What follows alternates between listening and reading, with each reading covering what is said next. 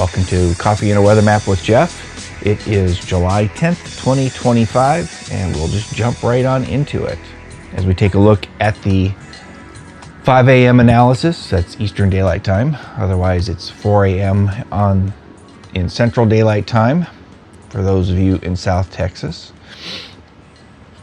Just adjust the map here a little bit so we can see there is a pretty consistent stationary front that's been sitting up in roughly from the Atlantic into New England and the Great Lakes.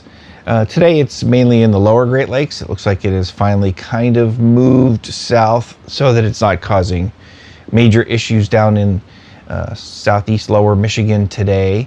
Otherwise, then the front stretches across into the Midwest, up into the northern plains, and then into the Canadian prairies, as I call it. Well, it's also called that way, is that in that part of Alberta and Saskatchewan, Manitoba. I just kind of named them all backwards. It's currently in Manitoba, is where the low pressure is, and that warm front. And we'll take a look at that here on radar scope. I had it up earlier here while I was taking a look at things and give you a little bit of an idea. This is the satellite version here with the clean long wave currently that's going on here.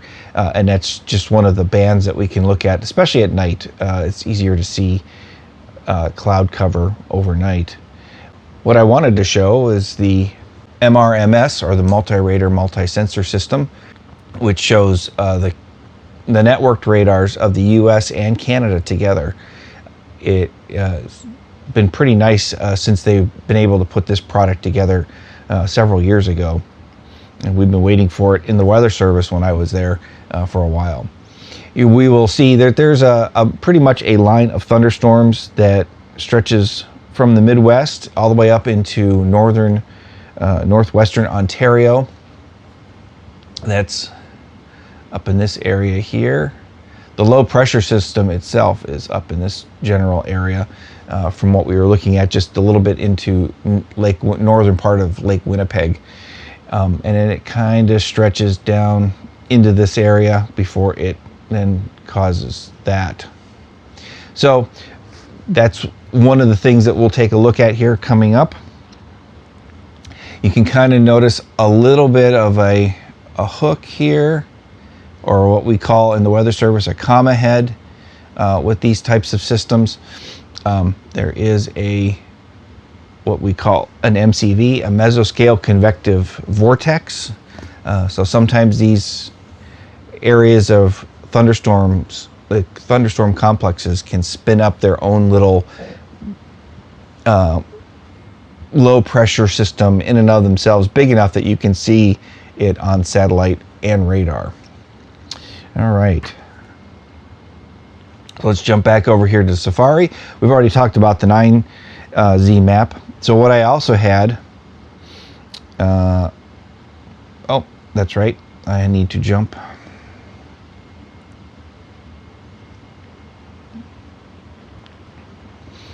All right, so I was talking about the MCV. You can see a little bit of a dip there where I've put the X on the upper air chart.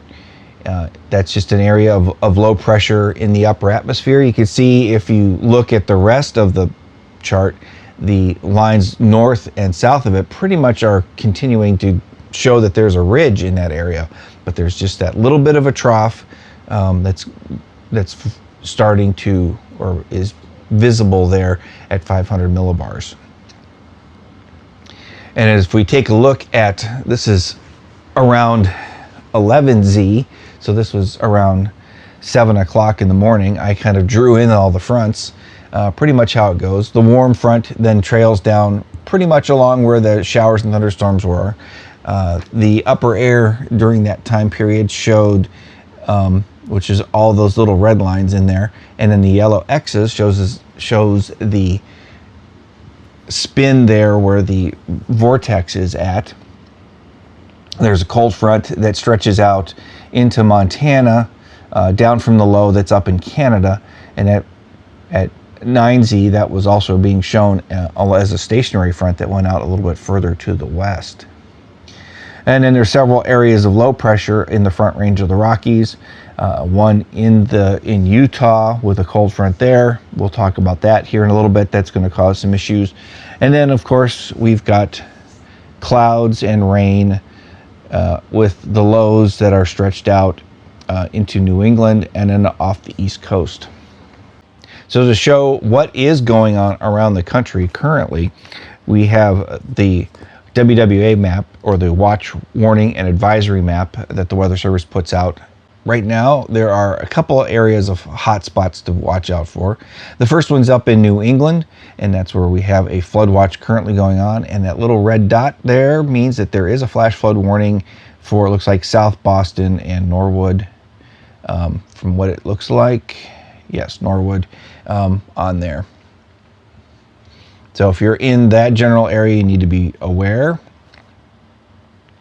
Otherwise, where we have been seeing things, and we'll touch on this a little bit as we go through the outlooks for the day, the next couple of days, there's still a heavy rain presence there in the mid-Atlantic, basically stretching from about the Delmarva Peninsula down through the Piedmont of Virginia and North Carolina.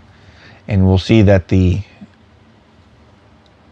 slight risks will probably expand a little bit larger than that again today. You see a lot of tan and gray in this area with the Appalachian Mountains, as well as back into the Midwest, and there's patchy dense fog. If it's not as continuous across the area, the forecast offices will often put out a special weather statement, like the one here in northern Indiana. You can see that there's a special weather statement there, and that is for patchy dense fog. So there may be fog, but not enough that they would feel that an advisory is warranted. However, they do want to tell drivers and people out and around. That also includes into Illinois and a good portion of the river system as you get out of Chicago and then the Illinois river system. So there could be patchy water. There could be patchy fog along the river systems there with the Illinois River as it goes into the Mississippi. Now, as we get into, there is a much more widespread dense fog advisory. So this is much more widespread. That includes the lower Ohio River, as well as then the mid-Mississippi from roughly just south of St. Louis to just north of Memphis. So just to be aware of that if you're on the Mississippi River today. And also the Tennessee River has a pretty decent fog advisory out as well. And the rest of Tennessee in and of itself has at least some form of fog going on, whether it's patchy as it is in the east or a pretty much continuous blanket across the area. And that goes into northern Alabama. Otherwise, we still have that ridge of high pressure that's out in the west. So we still have red flag warnings going on. There's the Grand Junction office. We can see that there's a red flag warning going on out there. And we can take a look to see what it is expected to be, and it's due to gusty winds, low relative humidity, and dry fuels, which are pretty typical for this time of year in the summer. Otherwise, we have heat advisories, a few heat advisories there in the northern part of New Mexico. There is a little bit of a we'll touch on this in a little bit, but there is a marginal risk in New Mexico later on for severe thunderstorms. Down in Southern California and western Arizona, we still have extreme heat warnings. There are some heat advisories out that are along the sides of those. We also have the heat advisory. And then, let's see here. Yep, an extreme heat watch. So not currently for today, but they are looking at something for tomorrow for heat warning, possibly tomorrow in the Medford forecast area. All right, and then I saw the 10 up there in northeastern Montana, and that's for a lake wind advisory. So they do have those. They have a couple of large reservoirs which are good for recreation, and they have to let people know when the winds get up high, 15 to 25 miles an hour, gust to 35. I mean, that's small craft warning on the Great Lakes, so and pretty much anywhere else. And you can get 3 to 5 foot waves on some of those if the winds set up right across those areas from just the lake winds themselves. All right, so if we go on into what's expected for the next couple of days with thunderstorms, here we have the day 1 outlook across the United States from SPC. They're showing that slight risk, which is the level 2 of 5 for that middle part of the Central Plains into the Midwest. So we're talking about areas with western Kansas, eastern Nebraska, and western Iowa specifically. And that's with that system that's currently moving through there. There's low pressure systems nearby in Colorado. There's the warm front. There's the current complex of thunderstorms. That's going to all play into this for the day today. Wouldn't be surprised if somewhere along the line, somewhere that or the marginals are upgraded at least to the next level.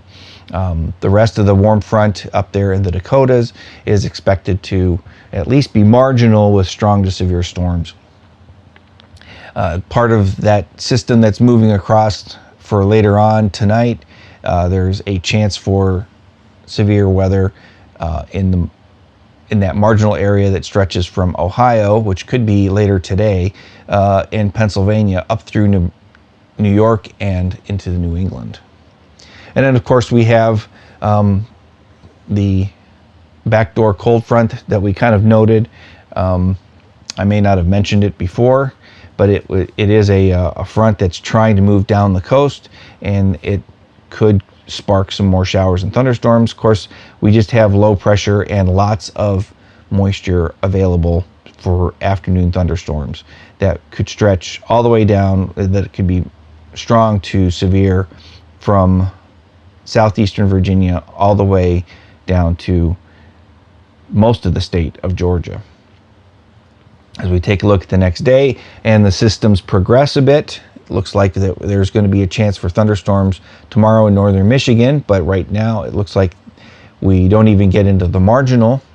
The slight risk is down still in Kansas, Iowa, and northern Illinois and northern Missouri. So if you're out on the rivers during that time, just beware of the severe potential. There will always be thunderstorms out there, so just keep an eye on things.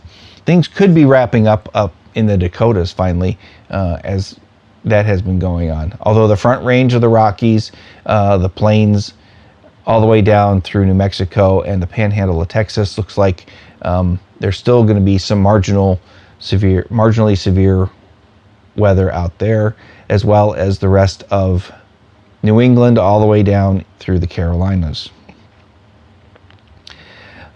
Day 3, I'm a little concerned with this. We'll see how this turns out. There is just a marginal area in covering the state of Michigan and Wisconsin, so the upper Great Lakes. We'll see if there isn't some sort of an upgrade in there sometime. It is day 3, so that is possible. There is some more concern as we go look at that next marginal area down that's in southeastern Colorado, northeastern New Mexico, and the panhandle of Texas and Oklahoma, as well as in parts of North Texas going down into Central and West Texas. We'll have to see, especially we'll take a look at that. In fact, we'll just jump right over to that. We'll get to the day 1 heavy rainfall outlook, but that is a fairly large area that they're looking at for the slight risk of excessive heavy rain in that area again. Just after we've had a couple of days off from it, but there's still that potential, especially with the rain that they have received so far. It does lower the flash flood guidance with what the soils can take. So we'll see what happens there. If we jump back with where our fronts are, you can see that there's a slight risk for excessive heavy rain in Nebraska, Iowa, and Wisconsin that goes with that system that's kind of traveling through there, as well as the thunderstorms that go up into Canada where it's marginal. We continue in the west, or I'm sorry, in the east. We have that flood watch. It's around the Boston area, and that's where there's a current slight risk with that stationary front, and showers and thunderstorms and rain are going to continue to form along that. We have the continuing slight risk of excessive heavy rain that's mainly in Virginia and the Carolinas. That's been just sitting in that general area, and that's where the flood watch is expected as things just continue to fire up along the sea coast. And then there's also a marginal risk all the way down into the southeastern U.S. Things progress a little bit. We do have a slight risk that's going to, with that front, as we noted on the day 2 of SPC, where the severe weather is going to be down a little bit more over Iowa. There's the threat for heavy rain for Minnesota all the way down into eastern Kansas, and then the marginal area that goes all the way back into Texas and the Front Range of the Rockies. Then the marginal that's out on the East Coast, just can't quite seem to get it, but I think as long as there is that flow off of the ocean and we're getting all that moisture in there, the chances for having heavy rain in those continue through tomorrow. And then, as we discussed quickly there earlier, to kind of dovetail from the SPC Day 3 outlook, we do have the marginal area that runs along that main front all the way from Michigan down through Texas, with the worst, the best risk or worst risk, the slight risk down in Texas and New Mexico, as well as also in Oklahoma. Then that continues the marginal along the East Coast, although it looks like it's starting to get ready to get pushed out, and we'll see where that goes further on down the line. While taking a look at the tropics, we still don't see a whole lot of movement expected over the next 7 days. Not completely a surprise, since there hasn't been a whole lot. I think I did mention this yesterday, or at least in a update post on Facebook and Instagram and X, that they're in the global tropics hazard outlook from the Climate Prediction Center for the 8 to 14 day period. So that would be the 16th through the 22nd. There is let's see, looking at that, better than a 20% chance for something forming. I've looked through some of the ensembles.